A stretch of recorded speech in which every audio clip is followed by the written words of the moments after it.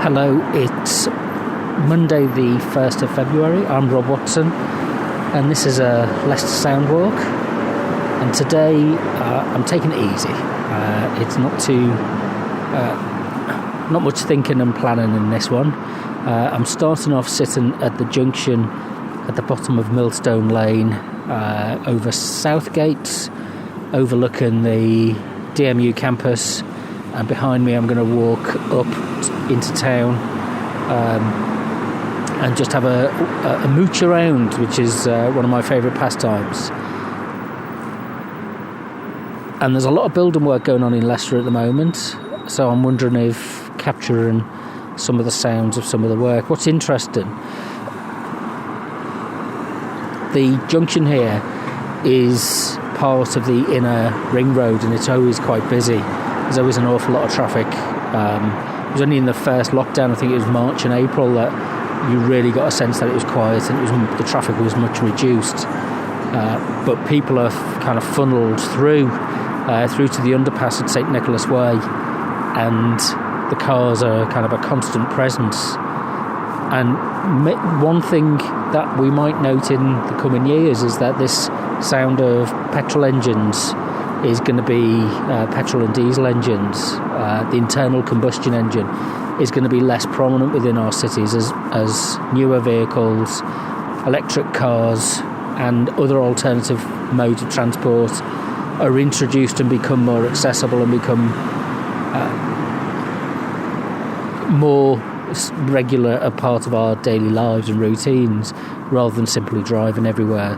But it's notable that anywhere that you really go to in Leicester is kind of surrounded by the noise of traffic in one way or the other, and I suppose it's a historical artefact to capture the sounds of the traffic and certain types of noises of vehicles and the engagement that they have with the road itself, the noise that makes.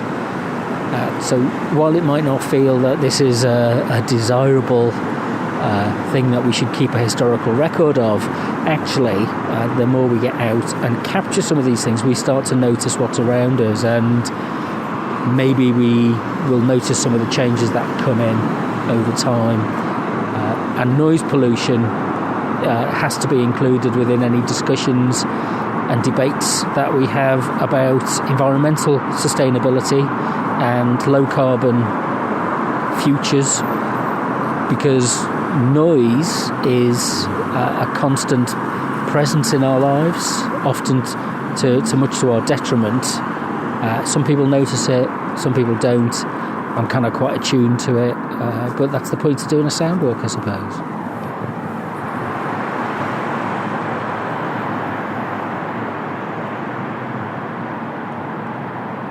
I'm walking up Millstone Road, which is the Greyfriars area in Leicester, which was refurbished. A special project to reconnect it back with the city, make it a little bit more desirable to walk through, part of the thoroughfares that connect the city. I think what people forget is that Leicester city centre was actually quite an intense area of commerce and trade, and that the modern use of apartments and offices is actually only something quite recent, and it's taken some time to adapt the city. But you see the buildings that are around, which are now quite desirable in terms of converted apartments, and the gentrification of what was formerly an industrial town, with a few rather well-appointed buildings in the centre, like the town hall and the trade, the banks, that kind of thing. But really clustered around this was lots of small hosiery factories, engineering works, warehouses and places of industry.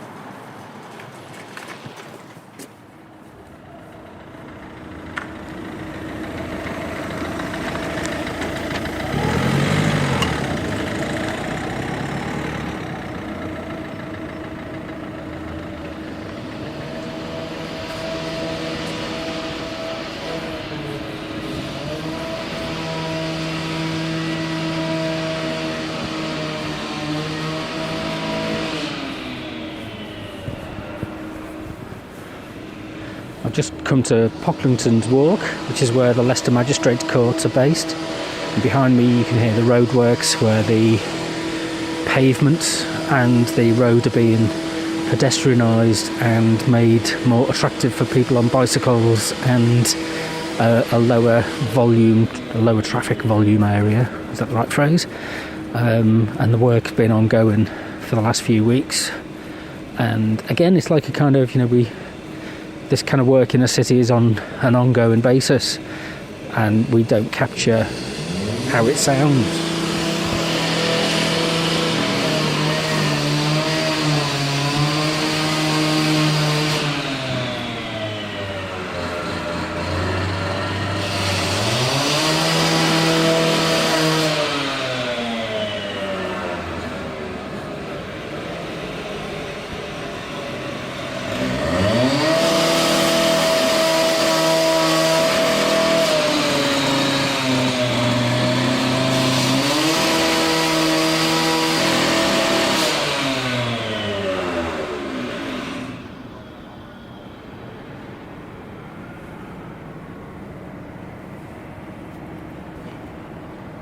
So Pocklington's Walk is where the registry office used to be, and it was the building in front of me, which you can see, which has a handy street guide, which is one of the, I didn't think I'd appreciate these things when they first popped up around Leicester, but I do now.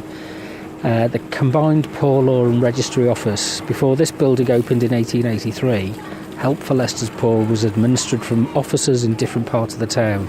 These offices were centralised into one building and combined with the registry office, which recorded births and deaths and offered marriage ceremonies. And there's 8 separate entrances serving the different office buildings, with the main one located in the centre of the building.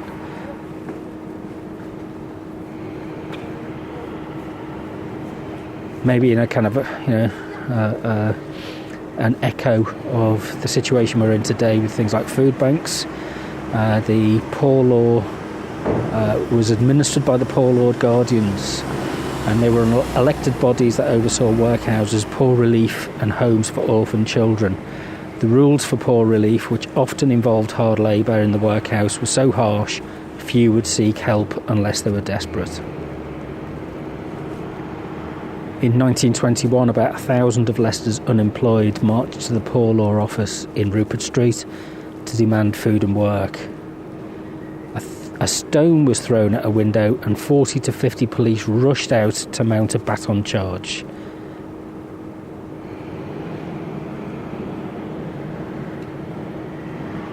Stood outside Firebug, which has been closed right the way throughout the lockdown, so probably nearly a year now, and this part of town, the top of Millstone Lane, is probably more famous now. Most people know it now because there's a branch of McDonald's there. But behind me, again, there's more roadworks, which are part of the Connecting Leicester Communities network of environmental improvements. And today it looks like there's a digger that's making some progress on taking out some of the old concrete that underpins the pavement.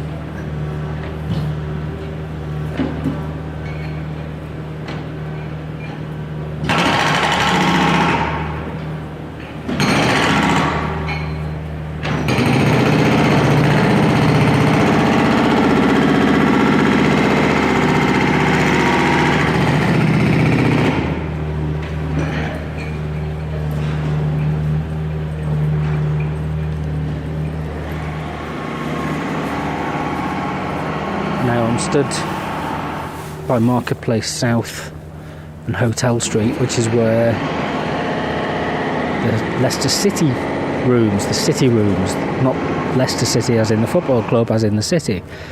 And the city rooms are formerly known as the assembly rooms. They're kind of a hotel that was never built. It's a Georgian building that was completed in 1800 and was originally intended to be Leicester's first hotel, which is how Hotel Street got its name. But the developer ran out of money, so the building was completed by public subscription by a group of gentlemen. It was opened as assembly rooms in time for the annual gathering of the aristocracy and gentry at Leicester Races in September 1800, with an abundance of beauty and fashion. I'm not sure what the gentleman knew about beauty and fashion. In 1870, the assembly rooms were sold for use as a judge's lodging during the local courts of assizes and as a records repository. And then from the late 18 onwards, ownership of the building passed to the new Leicestershire County Council, and then in 1986 transferred to the City Council, then acquiring its current name of the City Rooms. The rooms were refurbished and restored in 2006, and it's bookable for functions and as a boutique hotel.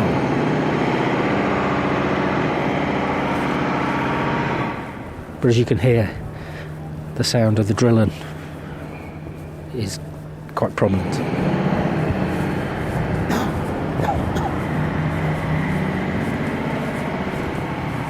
And just a short stroll from the city rooms is the new Leicester Market Square, which is part of the redeveloped back end behind the Corn Exchange, which was a space that was created by the demolition of the old 1960s, 70s Leicester Market building, and that was removed about 5 or 6 years ago to make, and it's been allocated as a public space, a public square, with some at Christmas in previous years, not last Christmas, but there's been a grotto installed, and the council has purchased or owns several adjacent buildings which it's demolished to make way for so people can use this part of the city. Leicester's odd in a way that the city centre, a lot of people use Market Street and Gallatry Gate,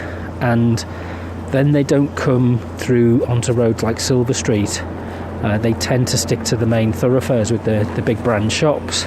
So venturing around the back streets, which I always think is the more interesting part of a city, is less immediate for some people. But actually it's got, the kind of what they call Silver Street, St Martin's Square, they're all pretty, lots of small shops, boutique shops, cafes, and it on a nice warm sunny day it's quite a pleasant space, but there is a kind of need for the High Cross market, the High Cross centre kind of dominates the city, and it's like in many places it's sucked up the footfall, the pedestrian traffic. So other parts, if you travel over to Beaver Street and High Street, they're less well used as they used to be. And I remember when I first arrived in Leicester, that Beaver Street was quite a posh street with some upmarket shops on there, tailors, jewellery stores, bookshops. That kind of vanished over the last 10 years and has been replaced by bars, some of which have had their licences rescinded, and by empty shops now. And a lot of our city centres now are struggling to repurpose. We've maybe shifted permanently to home deliveries and buying things online rather than wandering around shops. And with the rise and the endless rise of out of town shopping centres where people can drive to them more conveniently, our city centres are in danger of becoming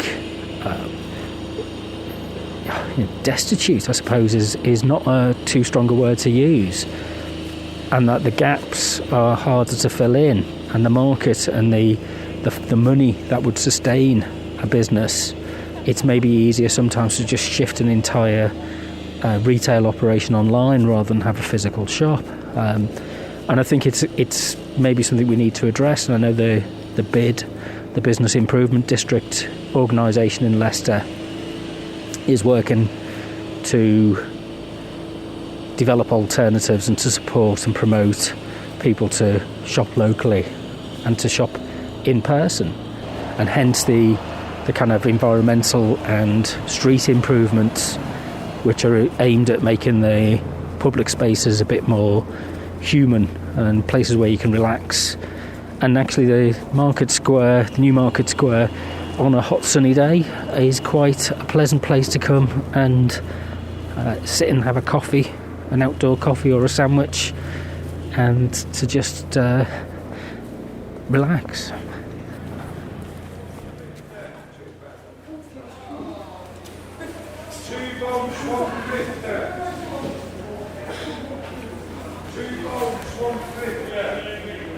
Does Leicester Market need any introduction in terms of how it sounds?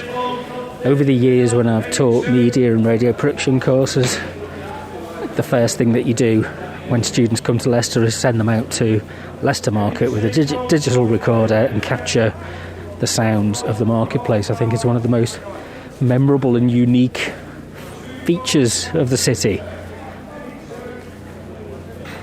Not always the most agreeable, but certainly one of the most memorable and distinctive.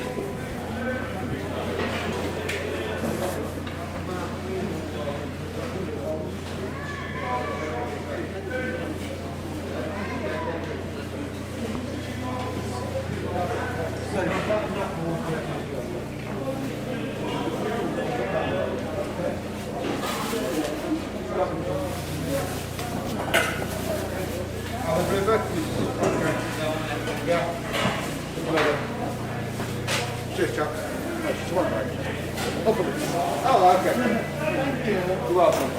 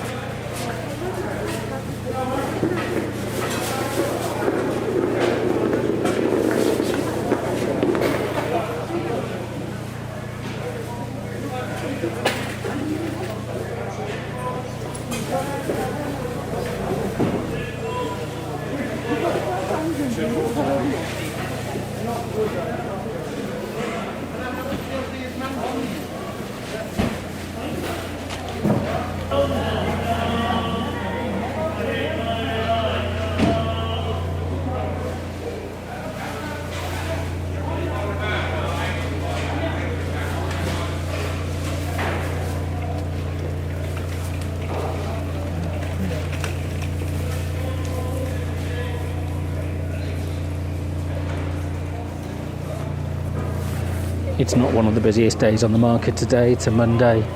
A lot of the stalls are empty because they're non-essential. There's a clause in the market traders' contracts that the fruit and veg sellers have to be open every day other than bank holidays and Sundays.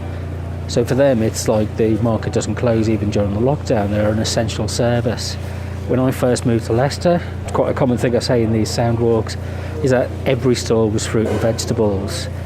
With the demolition of the indoor market, a lot of the space that was formerly used by clothes shops and by people selling foam for bedding and cushions, that kind of thing, haberdashery, that was kind of shifted into the marketplace. So there's actually less fruit and veg available on the marketplace than there used to be 10-20 years ago. But the council have been awarded some funding to refurbish the marketplace, and there's some work that's kind of gradually taken place to restore and upgrade the covering. It's Europe's largest covered market, and it used to house 60 60 odd stalls.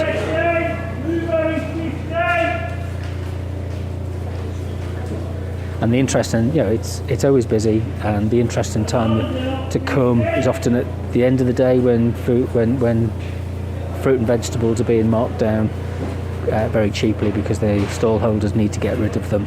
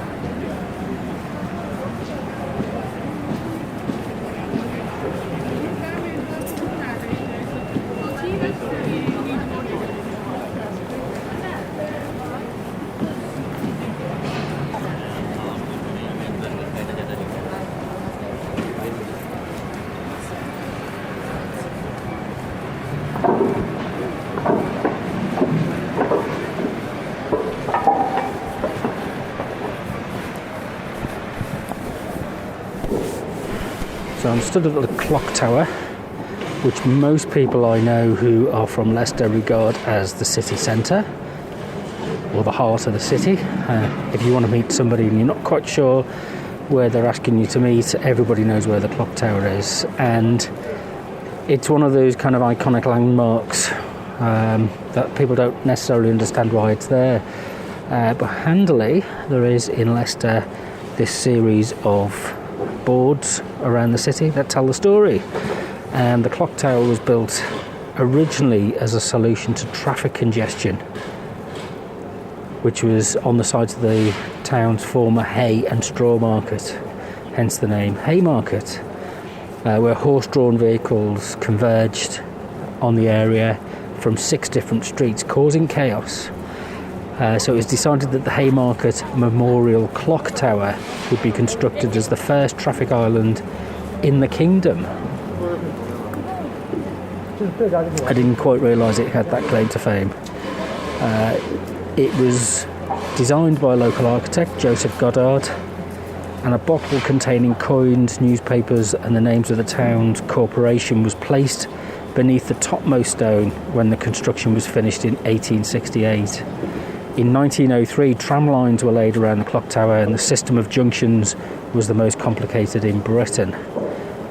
Some have said that Leicester's not really a town that's suitable for trams. The evidence is that it was built on trams, and maybe one day again we'll see a reintegration of trams in the city and to reduce some of the dependence on noisy and polluting cars. A memorial is to some of Leicester's most famous benefactors. I'm not sure if benefactors is the right word with some of the people who are described in this, but there's a memorial to famous figures who are associated with Leicester. Simon de Montfort, statues placed around the base of the clock tower. Simon de Montfort, who was the Earl of Leicester in 1239. William Wigston, who was a wealthy wool merchant, in 1513 founded Wigston's Hospital for the Poor. Sir Thomas White, who established a trust fund in 1542 known as the Town Hundred, which helped many local young men start up in business. And then Alderman Gabriel Newton set up a trust for the education, clothing and apprenticing of boys. And the former Alderman Newton School is now the King Richard III Visitor Centre. When I first came to Leicester, buses came through this area up from what used to be Lewis's, where the kind of Barclays Bank is now, and they travelled up Market Street and what is now past the High Cross Shopping Centre, what used to be called the Shires Shopping Centre. And interestingly, the buses used to finish about 5:30 in the evening, and as I used to work in shops on a part-time basis, you'd be working till 6:30 in the evening, and the next bus would be 7:30.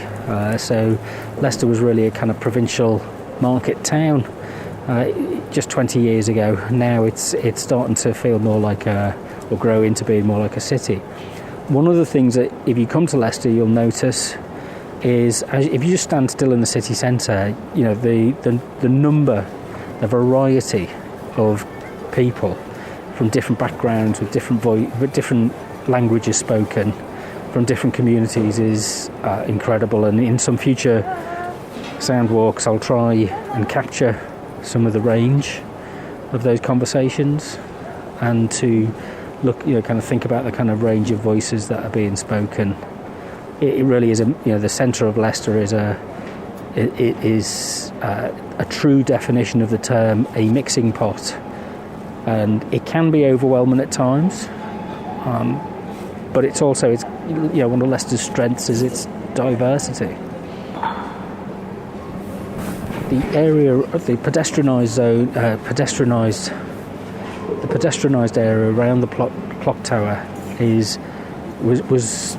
I think it was back in the early noughties. It was pedestrianised and some stone pavements were put down, but they've not endured very well. So the council is at the moment is replacing them, and there's further building work going on with more pedestrianisation of the Haymarket Street, which I think will make and the Gallatry Gate. I think it will make a huge church gate going down towards the St Margaret's bus station, where I'll head to soon, will make a big difference to the kind of pleasantness and the lack of traffic in the city centre now is complete contrast to how it was. If you look back at photographs of Leicester in the 50s, 60s and 70s, the area around the clock tower itself was buses and cars. The trams, I think, were taken out in the 1960s, but it really is now an increasingly pedestrianised area. And I know that the model of, which is common to a lot of cities now, is to include wildlife areas and more tree planting and make it a more greener space within the city.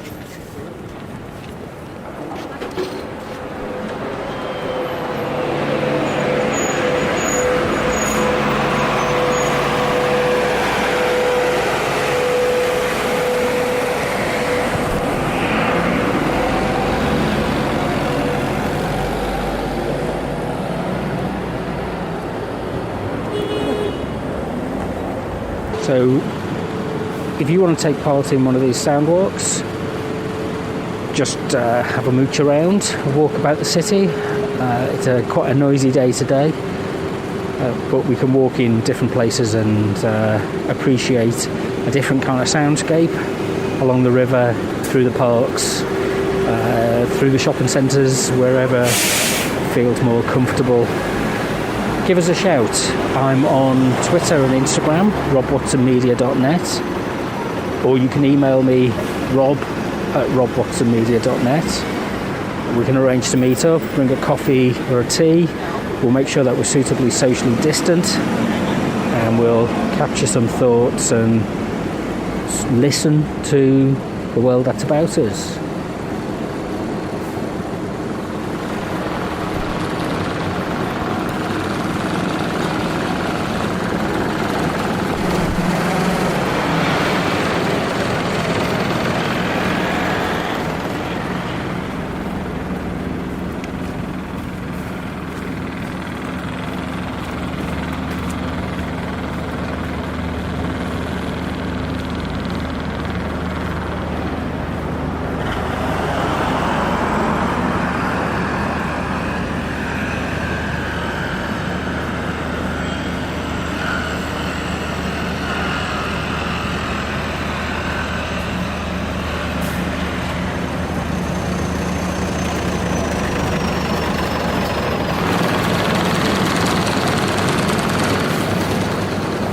So I've arrived at my destination, which is the St Margaret's bus station, which is being demolished to make way for a new and improved travel interchange, and you'll be able to walk from Leicester station continuously through to the new St Margaret's bus station uninterrupted, and it'll have better shops and toilets than we were used to in the old bus station.